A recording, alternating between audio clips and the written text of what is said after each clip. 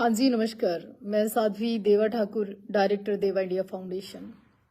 एक बार लाइव से जुड़े और लाइव से जुड़ के हर वो व्यक्ति जो इंसानियत से, राष्ट्र से, भारत से प्रेम करता है, मेरी दोनों हाथ जोड़ के निवेदन है वो हर व्यक्ति इस वीडियो को मेरी शेयर करने का काम करना, जिससे देश से कोई लेना देना नहीं, जिसका राष्ट्र में कोई सहयोग नहीं, वो रहने देना, कोई दिक्कत नहीं है। तो मेरा निवेदन यह है कि कल मैंने एक वीडियो पोस्ट की थी।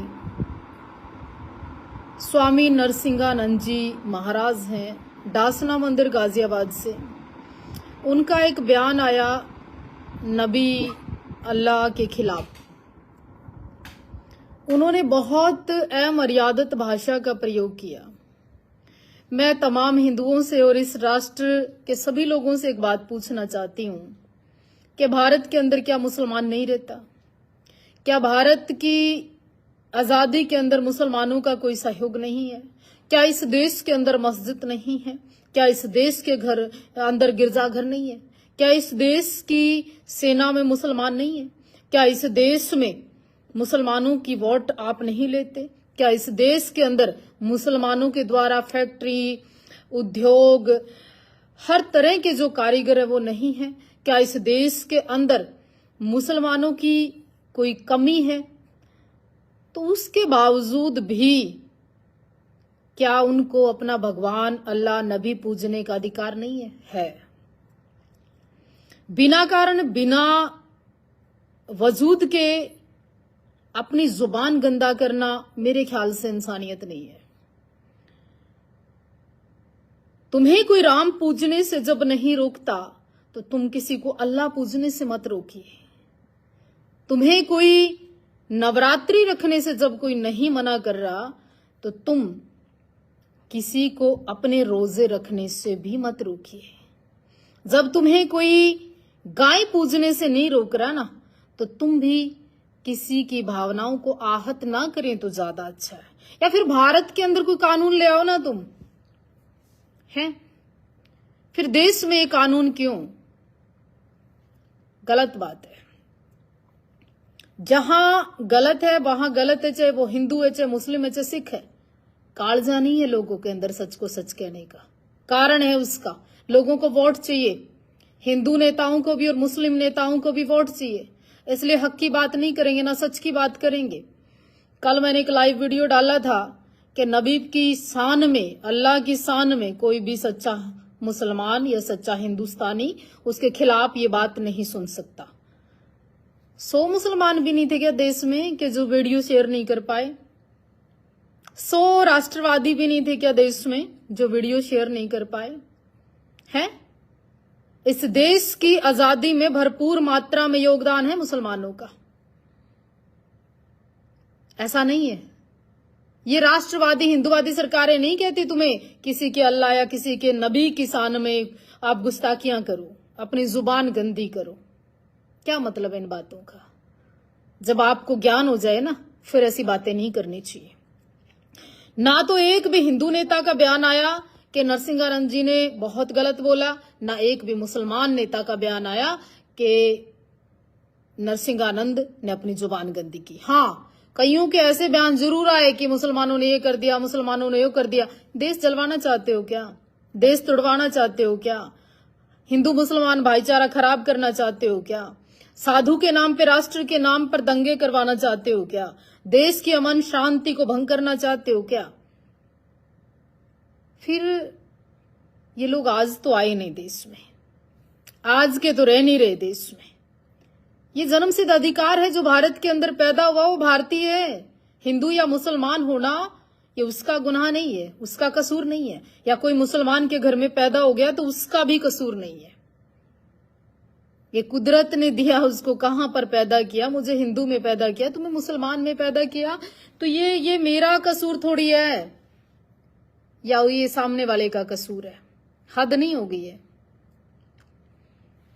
सरिया थोड़ी है यहाँ पर, कानून नाम की चीजें हैं यहाँ पर, राष्ट्र है यहाँ पर, देश और धर्म भी है यहाँ पर, सनातन भी है यहाँ पर। अब्दुल कलाम यहीं पैदा हुए, जमीर जिंदा है ना तो वीडियो शेयर करना। और मैं ये कहना चाहती हूं, ऐसा या कोई मुसलमान हो, ऐसा यहां कोई हिंदू हो, अगर कोई धर्म के खिलाफ इतनी गंदी जुबान बरतेगा तो जुबान मेरे ख्याल से फिर वो शब्दों के लायक भी नहीं होनी चाहिए, है ना। उसके शब्द उस जुबान से दोबारा प्रयोग भी नहीं होने चाहिए।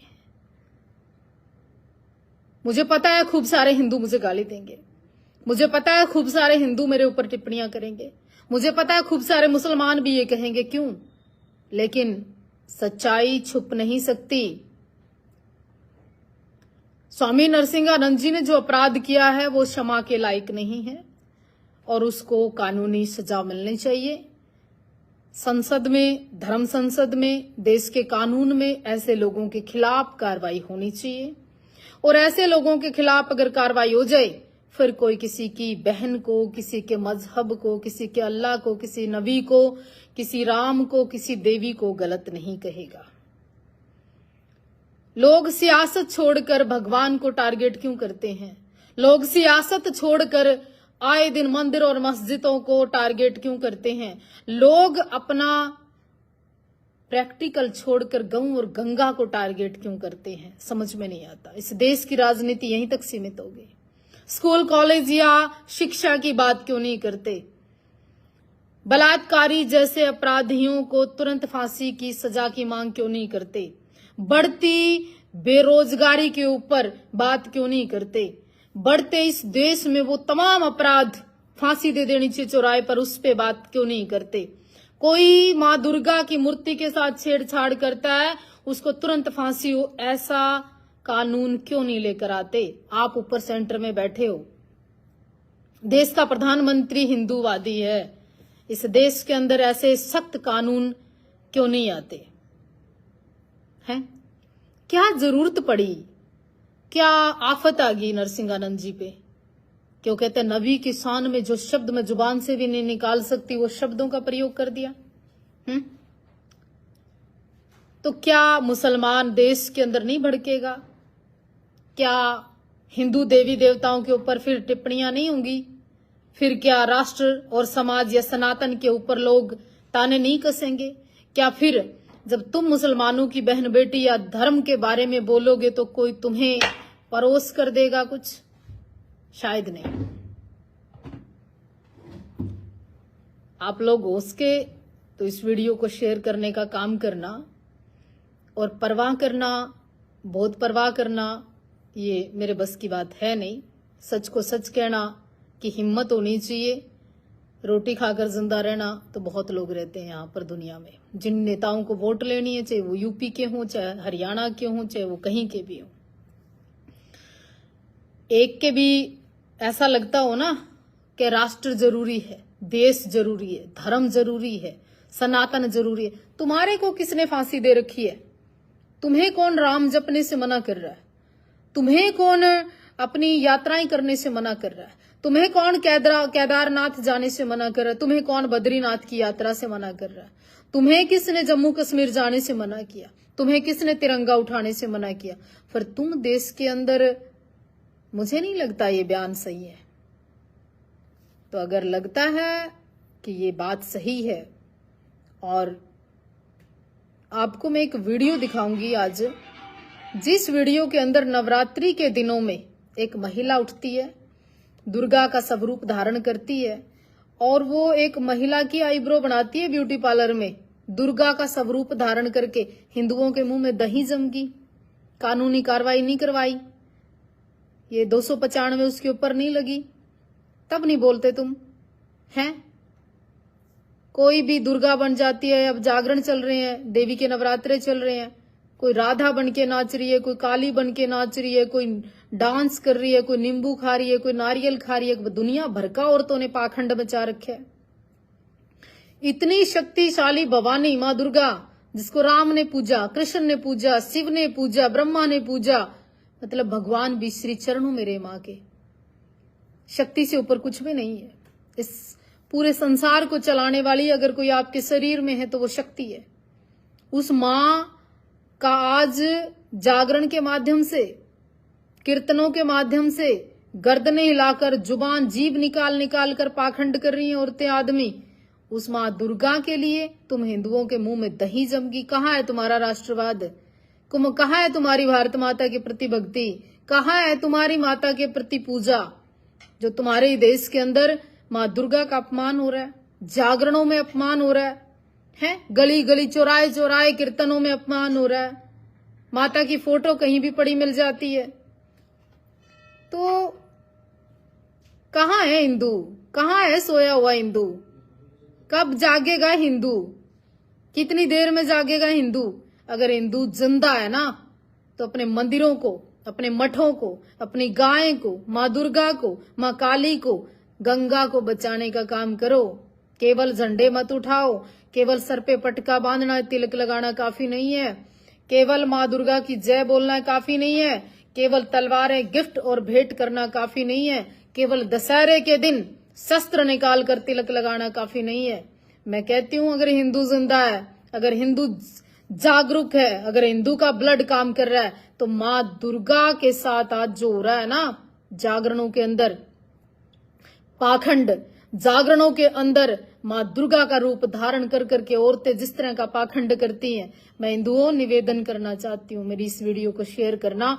और जहां आपको जो औरत पाखंड करती मिले, सिर घुमाती मिले, जीभ निकालती मिले या ऑनलाइन पूछा देती मिले और माँ दुर्गा स्वयं बनने का प्रयास करे, उसके थप्पड़ तो मारने हैं, साथ में उसका जुलूस भी निकालना है और उसके ऊपर कार्रवाई करनी। जिस दिन शुरू कर दोगे ना, 295 का प्रयोग करना शुरू कर दोगे, उस दिन समझूंगी कि हिंदू जिंदा है। ये हिंदू जिंदा नहीं कि केवल आप किसी के भगवान नबी या अल्लाह के ऊपर टिप्पणियां करो। वो हिंदू जिंदा नहीं है, वो राष्ट्र जिंदा नहीं है, वो मरा हुआ हिंदू है जो दूसरे के भगवान का अपमान करे। वो हिंदू जिंदा है कि एक कोई नमाज भी पढ़ रहा हो और बारिश या तूफान आ जाए, उसके ऊपर छाता लेके खड़ा हो जाए। वो हिंदू जिंदा चाहिए इस राष्ट्र में। जय हिंद।